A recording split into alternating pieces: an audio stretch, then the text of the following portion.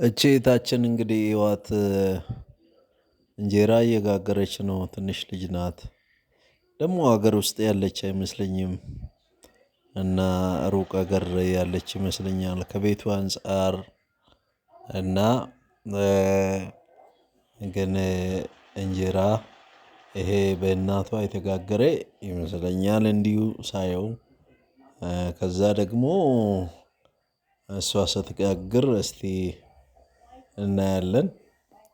ለማንኛውም ኢትዮጵያዊ በሄደበት ሁሉ ባህሉን ይዞ ይሄዳል። አገሩን ተሸክሞ ተሸክሞ ነው የሚሄደው።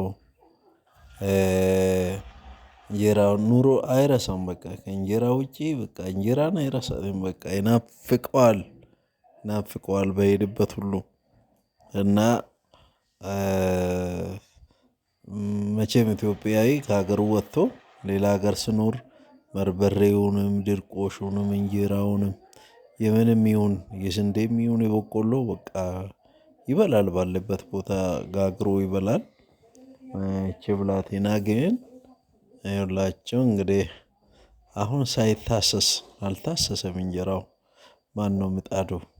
እኔ አላየሁም። እናንተ አይታችሁ ከሆነ ማለት ነው። አንደኛ ወጣና ሁለተኛ እንጀራ ልጋገር ሲል ምጣድ ይታሰሳል ይመስለኛል። እኔ ከእናንተ የበለጠ ባላቅም ማለት ነው።